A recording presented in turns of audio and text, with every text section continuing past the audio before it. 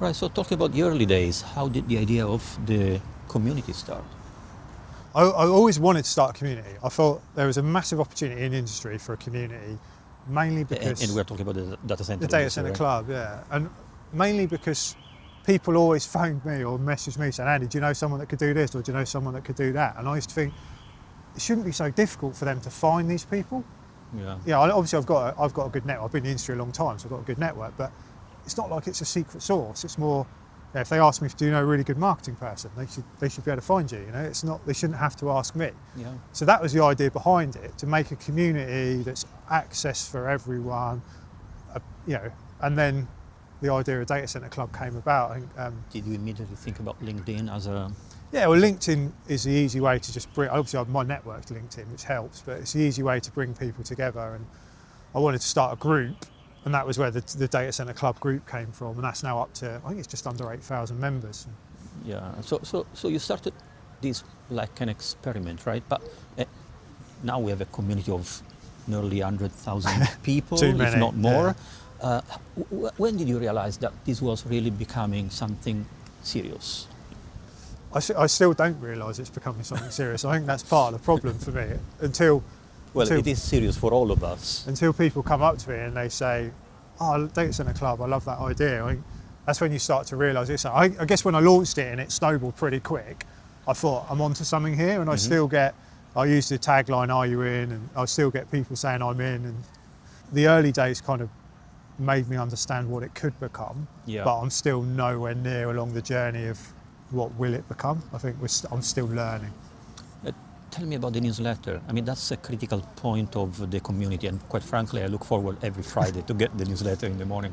So is it something you started immediately with the community, or that was just like a second step? I think I started posting news on Fridays years ago, like on my feed. And then somebody said to me, you should do it as a newsletter. I thought, that's a good idea. And I can't remember the date. It's probably about 3 years ago, I'd say. So it's pre-Data Center Club. Mm-hmm. It's before Data Center Club.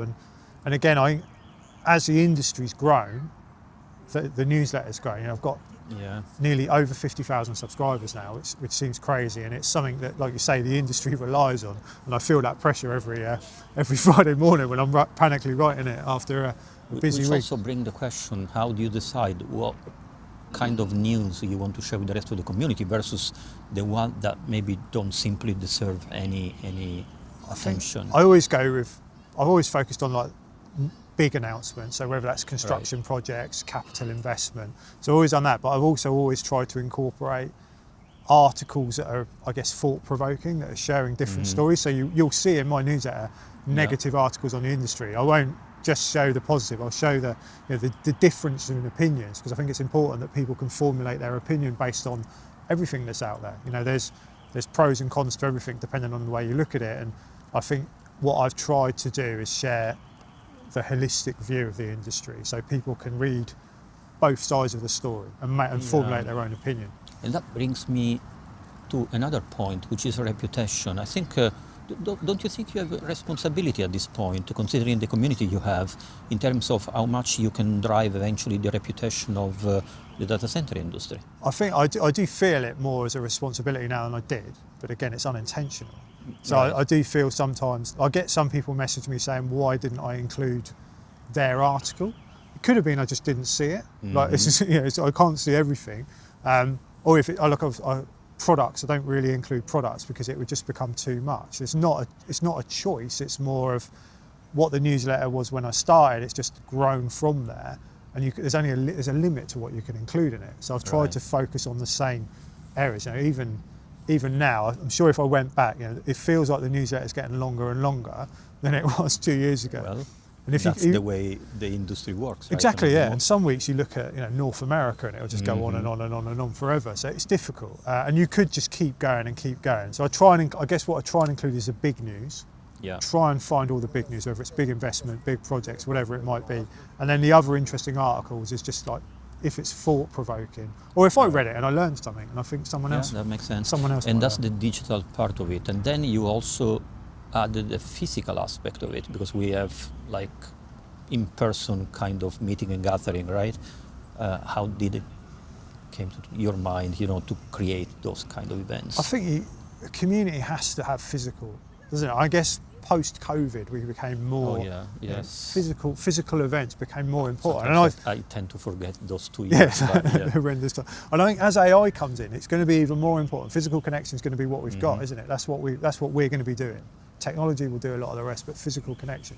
That's right. And I think the demand was there, and more people want it. And if you've got a community, it has to be connected. I don't think you can obviously have an online community, but that's not what I wanted. I wanted a physical connection. And I was chatting to Paul Hammer, and he said about doing data center club nights, and obviously we met at which is where we met one in London a couple of years ago. A few years back. We've had them in Bahrain, Singapore, Sydney, Zurich, all over the world. But they're driven by an individual in that area. It's not me. Like, obviously London was us, but a lot of the time it's somebody in that region saying, look, I'd like to get a little group of people together. Can I use your brand? Yeah, of course. So that's the whole idea. Yeah, so that makes sense. Use the brand, launch it. Data Centre Club Night Scotland's become quite a Data Centre Club Scotland. And then now we have also some kind of spin-offs like the Data Center Marketing Club. Yeah. Tell me something about how did you start, and I think what's the future for this kind of mini spin-off of the main world. Well, Data Centre Marketing Club was you, obviously asking me for a coffee and saying I'd like to start a marketing community, and that's what it takes. It takes someone passionate about their specialism or their niche to drive it, and then you use the community to bring people together. Have you got requests from other functions or people? We're looking at one in sort of talent, so people around HR, talent acquisition, try and get people collaborating in that world. But it's a very difficult world to get people to collaborate in when they're all fighting for the same talent. So it's trying That's also true. That's a challenge. But we've looked at loads of different ones. I think there's value. You could have a community, I think, in every niche. I think it's just, is that possible? Is it sustainable? And you need somebody really to drive it. I think it's important that, like Marketing Club works because you're in marketing. You understand the challenges. I think I couldn't start one on engineering. You need an engineer to really drive it. And I guess that's... Yeah, and I think I found one of the main needs for the Data Center Marketing Club being the fact that we are isolated, meaning we are part of small marketing teams, but in a way we are completely isolated from all the other companies. So that is in a way filling. And I think that's Data Centre Club, and it's like its ethos was the whole industry is like that. Yeah, exactly. Like the industry now is pretty collaborative to a degree. It is becoming more and more. If you go back 3-4 years, no one even talked to each other. And that was what I've struggled to understand when I go to events, and it was all very siloed, and no one would tell anyone what they were doing, even though everybody knew what everyone else was doing. We just didn't talk about it. Which is also giving you more responsibilities, right? And now they are driving a so large community at the point that you are considered and properly an influencer. So you are a proper B2B influencer, which is also the reason why you are here in Dublin, right? In Dublin with you at AVK. Yeah, I think, and again, I find I'm very fortunate I get these opportunities like today with you and AVK and Pure. People in my job shouldn't have these opportunities. I'm very fortunate I've got it, but I think I've achieved it because I've always done it with the right ethos. Like my ethos is to share, to collaborate, to help the industry, like promote the industry as it's the best industry in the world. I argue with everyone about it, and I think people ask me for like the blueprint. How did you do what you do? Like if I could sell what I've created, I'm sure I'd be a very rich man. But I think it works because it's accidental. And I always say to my children, they're like, are you a creator or an influencer? I'm like, well in this little world of data centers, I am. But don't worry about it, kids. Doesn't mean anything to you. And tell me about your plans for the future of the community. I mean, you already did something that, in my opinion, is extremely innovative. For example, the pubcast. Yeah. Tell me about the pubcast, but also what you have in mind for the future. I think the pubcast was, again, we were chatting about it seems like ages ago, but it probably wasn't that long ago, a year ago. And I just wanted to bring people into an environment where they feel comfortable, and that's the guests and the audience.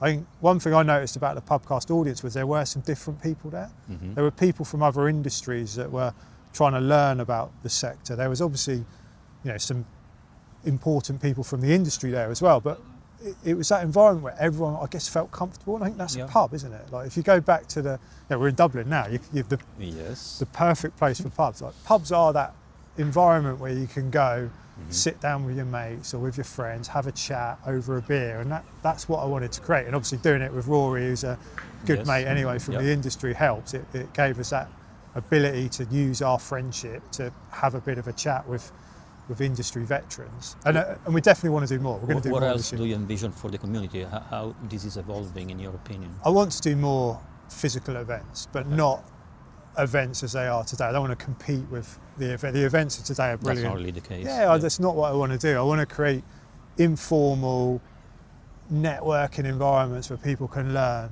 You know, people can connect, but they can also go away thinking, I learned something today, not just I saw some good products or I saw a good panel about power. Like they generally where they've learned something, and it might be that it's leadership, or you know, it might be they're learning from a different industry. You know, like I'm sure, like you know, we learned a lot from you, from your time outside the industry, bringing it into the industry. And I think that's really important. I think we're a siloed world of data centers, and I think you're touching also an interesting point. All the new people coming to the industry, they are in a way lost, and they need some kind of center of gravity, and the community can be one. Yeah, and I think they, and also they can bring brilliant ideas. Oh yes, because they see it differently. And I think that's what I've learned. Like the people that have come from other industries, they see the challenges totally different. Or they say, actually, we dealt with this challenge before in maritime. This is what we did, and that's what the industry didn't do for years. It was we're data centers, don't come and help us. Whereas now, all these fresh minds are bringing new ideas, but they also want to connect with the people that are in the industry, because it's